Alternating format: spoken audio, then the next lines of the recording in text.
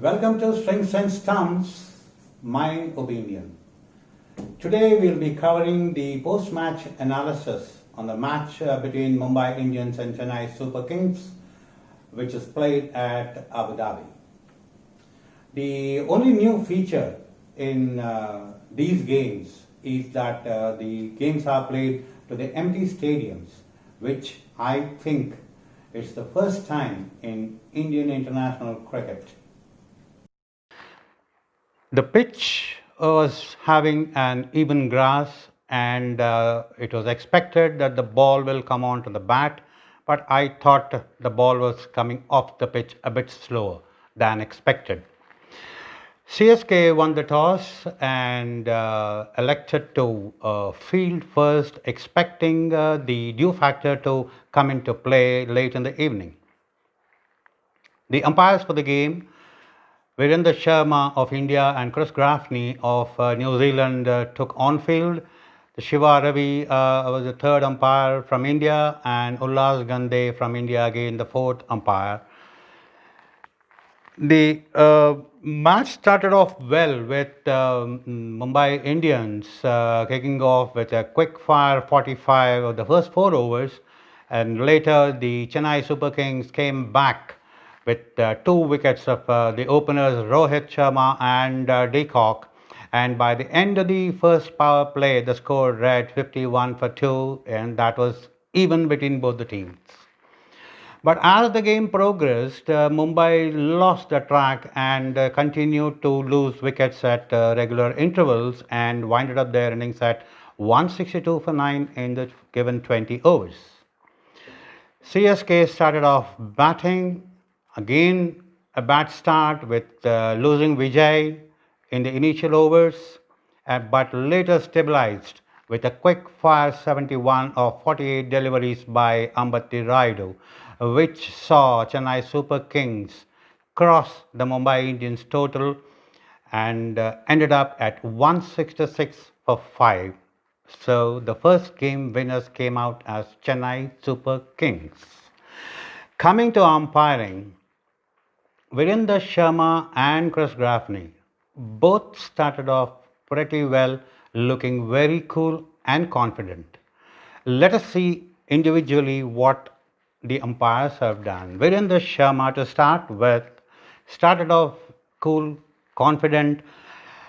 The caught behind decision which he has given for Krunal Pandya was, I should say, it was a brilliant decision considering the fact that Pandya glanced the ball, and it's a white ball, mind you, and it is pretty difficult in the evening portions where the ball, when the bat is close to the thigh pad and the batsman is glancing, especially with the white ball, it's pretty difficult to catch that edge of the bat.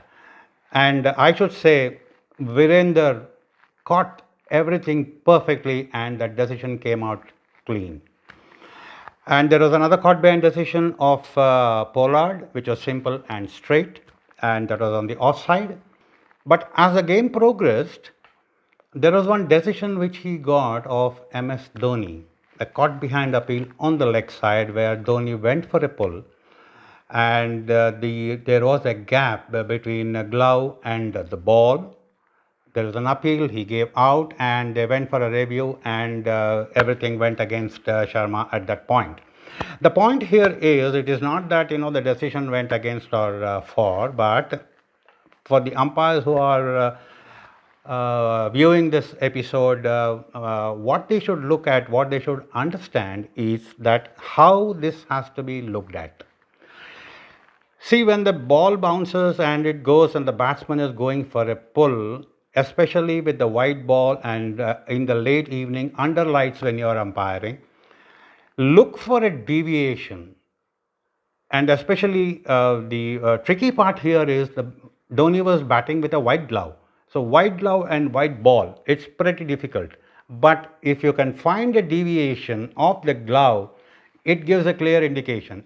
The another point which you should note is keeper. The wicket keeper sometimes gives us a great indication. It was not a confident appeal from De Kock. So the kind of a doubtful appeal and the vision what we are having, what we have seen, it is confirmed by the keeper, that gives us the proper action. So I think it will be a good learning for Virendra Sharma from this game, that for next time he'll pick up on that.